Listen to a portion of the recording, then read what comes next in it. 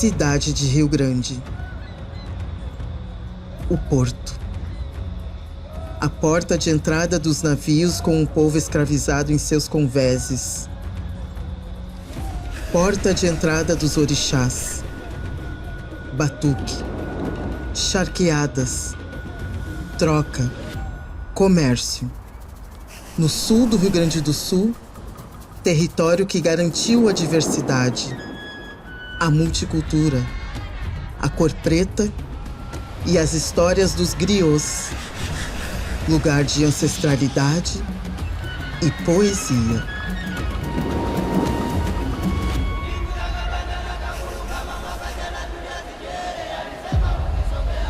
Acho que cada cidade tem um aspecto que nos traz alguma mensagem. E eu busco sempre essas mensagens que muitas vezes a gente não percebe, né? Nós somos os espelhos uns dos outros, né?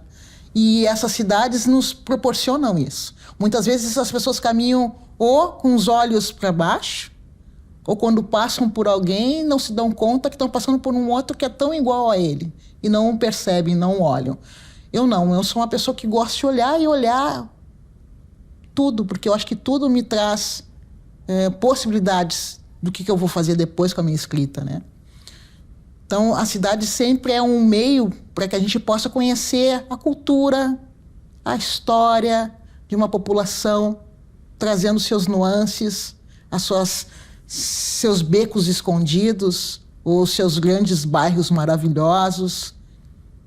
E tudo isso faz parte de um ciclo que a gente tem que saber compreender e de que forma traduzir para poder transformar isso de alguma forma.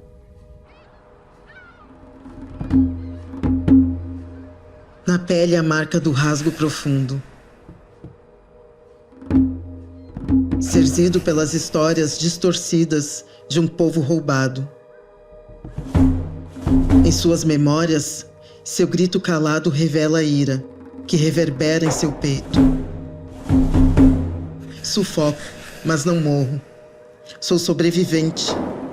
Fui rei, guerreiro, trabalhador escravizado, liberto, enganado desempregado, favelado presidiário amaldiçoado. Fui princesa, mãe, trabalhadora escravizada, ama de leite, violentada liberta, enganada prostituída, sexualizada rebaixada, humilhada. Chega! Meu grito não mais se cala. Agora ressoa. Respeite minha tez, fruto da origem da vida gen de todos os povos. Dos meus olhos não sairão mais lágrimas salgadas, mas sim o vislumbre da saga vencida.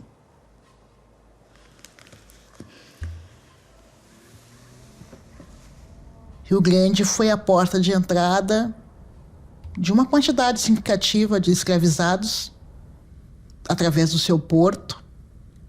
E esses escravizados vinham principalmente do Rio de Janeiro e de Salvador, e era uma forma de castigo. Os que vieram para cá eram aqueles que tentavam fugir, eram aqueles que tentavam sair daquela submissão. E por que vinham para cá? Porque aqui eles iam ser levados, né, para charqueadas. Naquele momento era o que, no Rio Grande do Sul, a nível de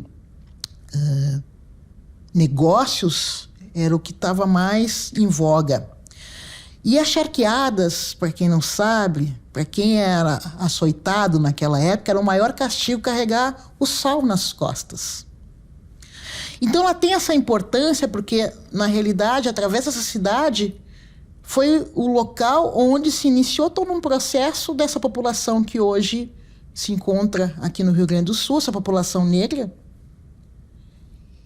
e que naquele momento, ao chegar através dessa água, né, e é sempre bom trazer essa questão da água, dessa ancestralidade que veio pelo mar, né, Rio Grande tem essa importância de ser esse local que foi essa entrada, mas ao mesmo tempo não só essa entrada.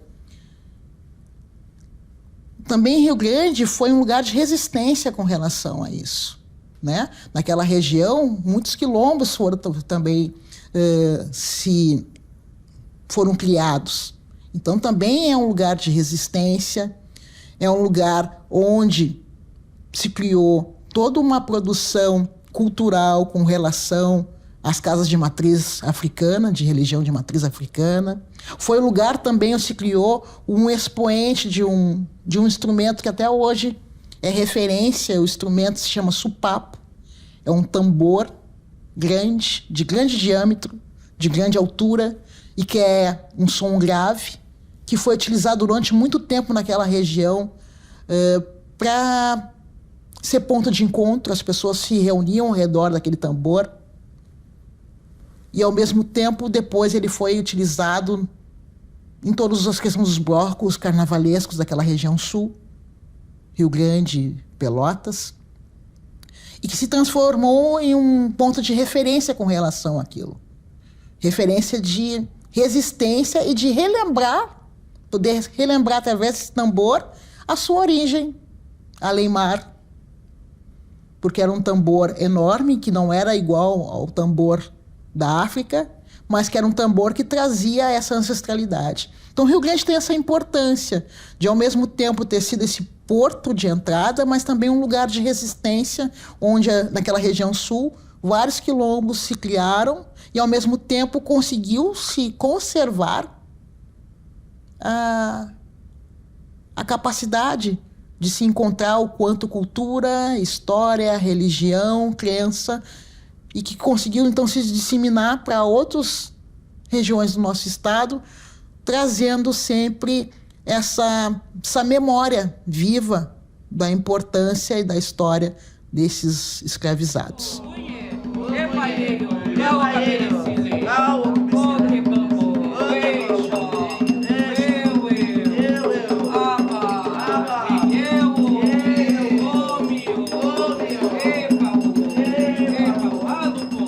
Som reverbera, sinuoso nas bocas, amantes da vibração orgástica da vida.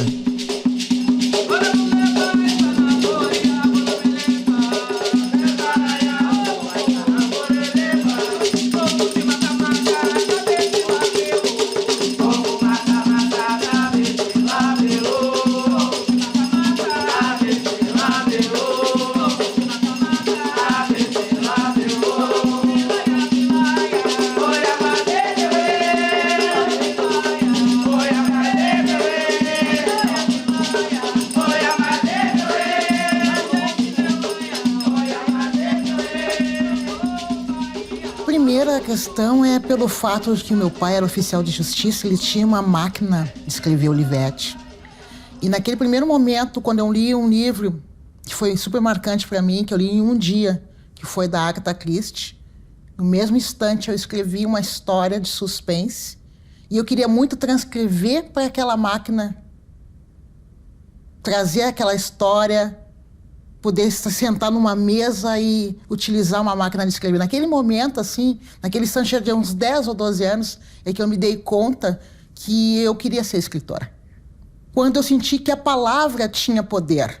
Em um certo momento da minha vida, eu me dei conta que as pessoas gostavam do que eu escrevia e que não bastaria que ficasse só comigo. Era necessário que outras pessoas conhecessem. Então, para que isso aconteça, eu tenho que escrever e mostrar isso para as pessoas. E isso uma escritora que faz, né? Então eu pensei, eu quero ser escritora assim. Eu sempre fui curiosa, observadora. Quando eu era pequena me chamavam de Serena, meu apelido. Porque eu ficava observando as questões do cotidiano, do dia a dia, que para mim eram fundamentais, né? Tem algumas pessoas que dizem que o extraordinário, aquelas coisas muito relevantes. Não, eu acho que o extraordinário é o ordinário de cada dia, o cotidiano. E eu sempre escrevi sobre as coisas que eu via, que eu observava, sempre gostei de viajar, de conhecer novas culturas. Então, naquele momento eu escrevia sobre isso. Teve um certo momento que deu uma certa virada, quando eu percebi que a minha escrita poderia ajudar outras pessoas. Outras pessoas, eu digo pessoas negras. E nesse momento eu comecei então a escrever a temática negra também, além das coisas do cotidiano, né? Comecei a perceber que era necessário trazer um resgate mais ancestral dentro da minha literatura. E eu comecei a escrever sobre isso. Com as tranças bem apertadas feitas por minha mãe, meus olhos tornavam-se quase riscos de tão puxados. Amigos perguntavam: "Teu pai é chinês?" Eu ria e com meu irmão brincávamos que eu era chineguinha. Nas tranças apertadas de minha mãe, carinho, zelo, ancestralidade. Suas mãos amaciando meu couro cabeludo, suas mãos ágeis tecendo meu cabelo. E o gran finale. Nas pontas, fitas coloridas, bordadas combinando com o vestido. Eita, que beleza! As mãos que tecem tranças, tecem o fio da história afrocentrada. Com resiliência, persistência, afeto, dando movimento à existência.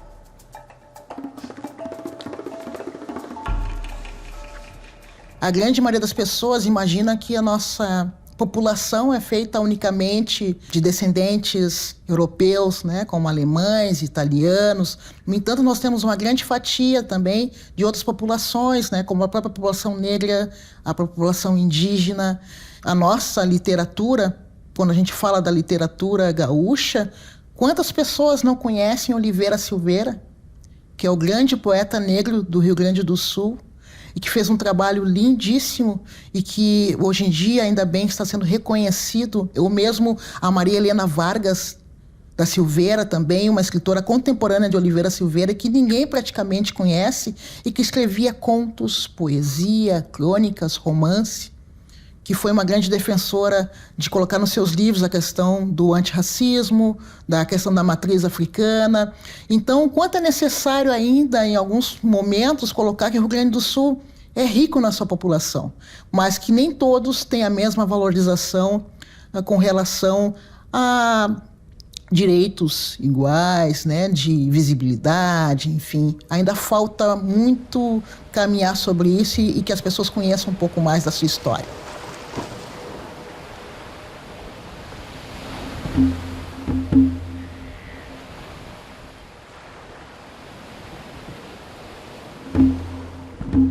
Meu cabelo incomoda, causa surpresa, indignação, mostra postura, presença negra na sociedade eurocentrada do liso molejo, da escravidão do estilo aceito.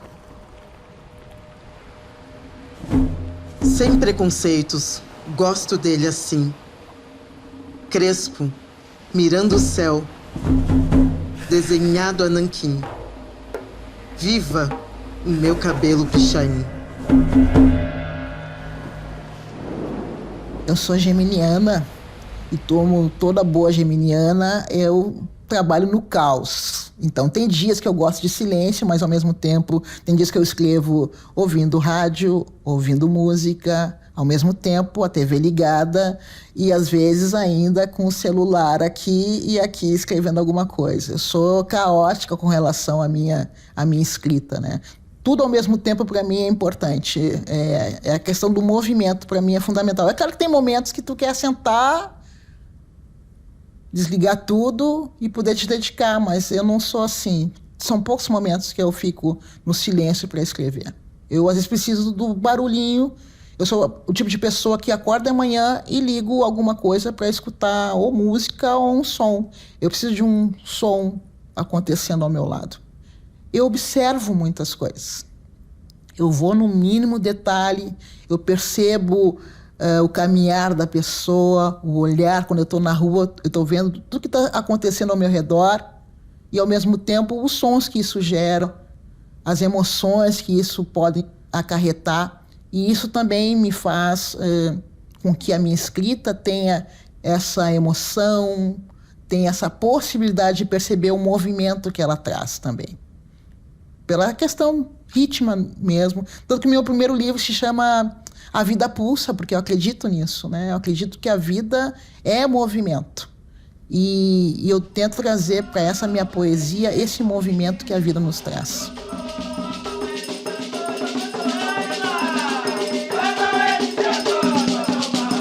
Amo tua pele negra, misto de paixão e magia. Corpos em fusão, ancestralidade nua e crua. Na boca que estremece, na coxa que aperta.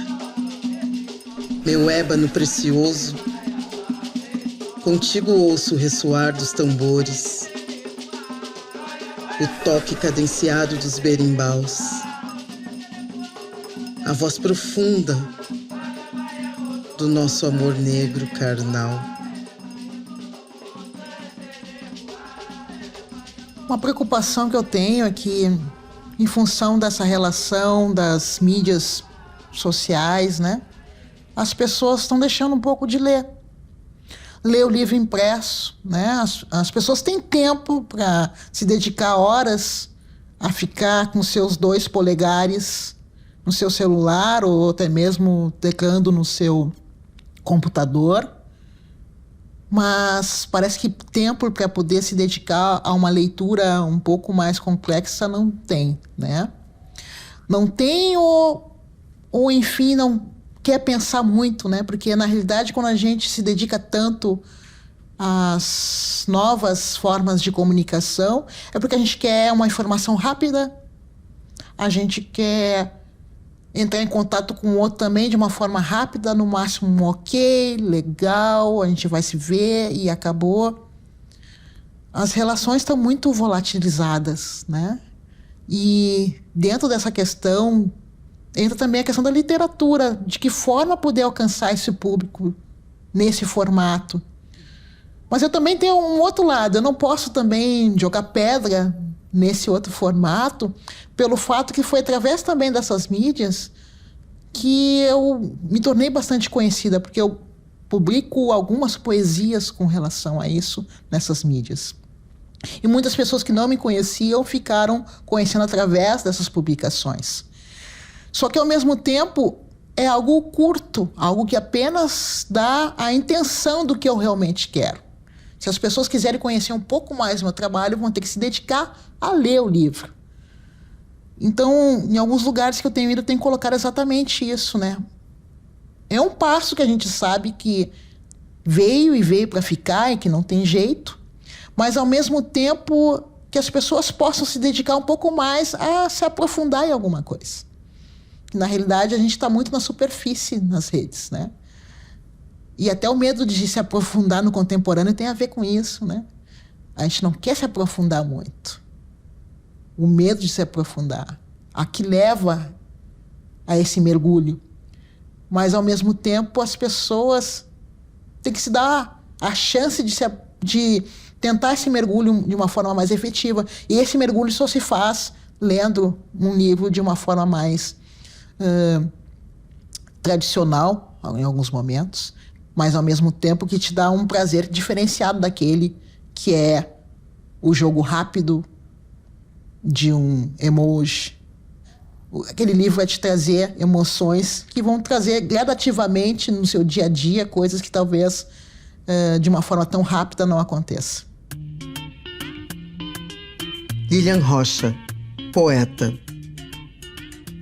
Em seus versos, as histórias de resistência das mulheres pretas, da ancestralidade africana.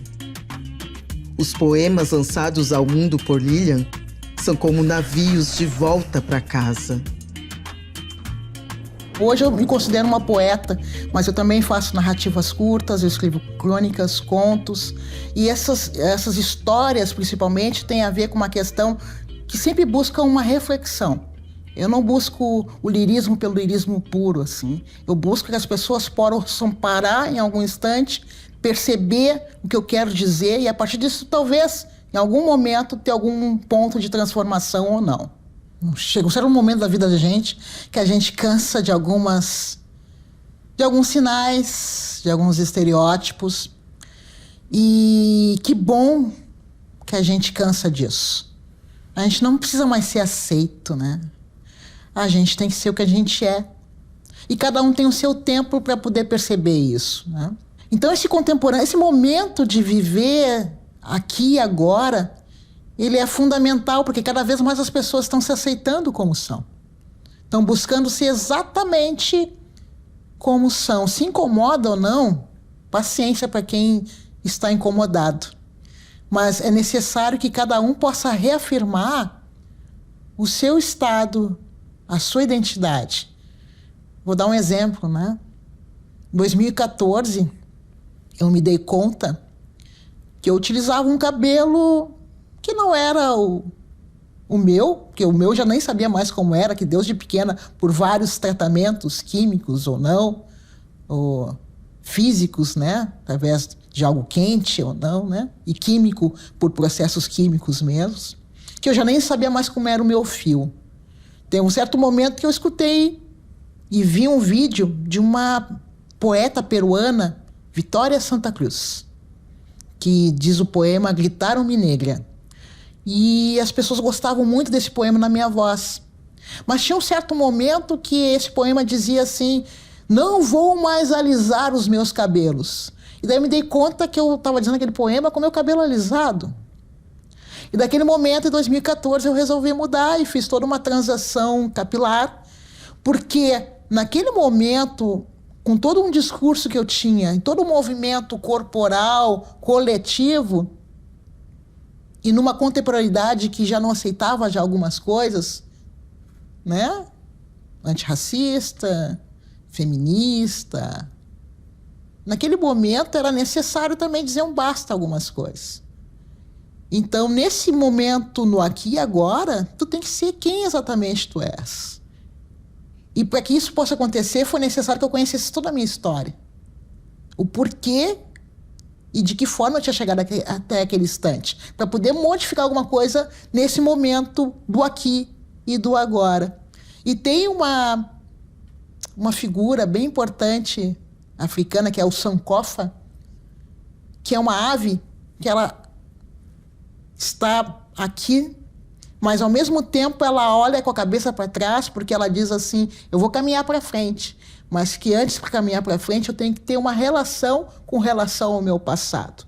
Saber de onde eu vim, de como eu vim, de que forma eu vim, para poder andar. E eu acho que nesse momento contemporâneo é exatamente isso, né? A gente já sabe de onde a gente veio. A gente sabe como a gente veio. E que a gente quer partir agora para outra coisa. E para que isso possa acontecer, é fundamental saber quem se é. Então, eu acho que é isso. Nesse momento, eu sei exatamente quem eu sou e de onde eu vim, que é fundamental para que eu possa prosseguir.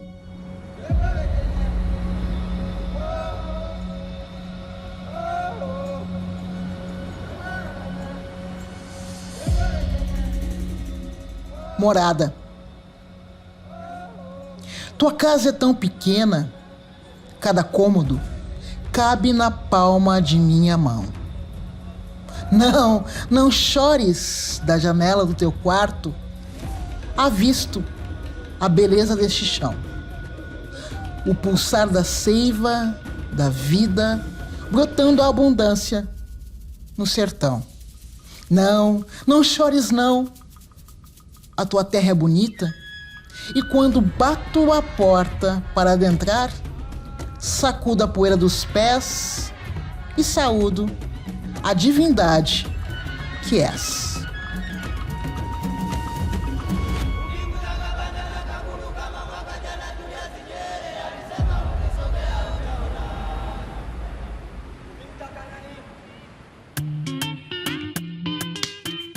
O que eu gosto mais em Rio Grande é o mar. Eu acho lindo passear na beira da praia, andar de vagoneta, só olhar, às vezes, de dentro do carro, já me faz muito bem. O que eu mais gosto em Rio Grande é o clima, eu gosto da maresia, do cheiro do mar, das águas doces, salgadas que tem, do encontro das águas, da barra, dos moles da barra, o cassino. Eu gosto de Rio Grande, das pessoas, do aconchego, andar na rua, encontrar um e outro, de tantos batuques que tem aqui, batuqueiros. Sou apaixonada pela minha cidade. Uma palavra que define Rio Grande, eu acho que é trabalho. Uma palavra que define Rio Grande para mim é cultura. Cultura e renascimento de um povo que já vem lutando há muito tempo pelo reconhecimento cultural da cidade. Adoro viajar, conhecer o Brasil, que eu não conheço muito, mas já conheço um pouquinho. Mas aqui é o meu lugar. Aqui é o meu lugar. Eu amo o Rio Grande. Eu amo o Rio Grande. Gostaria de nascer aqui de novo, conhecer todas as pessoas e mais algumas como vocês que estão chegando agora, né? Fazer amizade é muito bom, né? Se expandir é muito bom. Rio Grande tem esse aconchego, assim, ó. Eu amo o Rio Grande.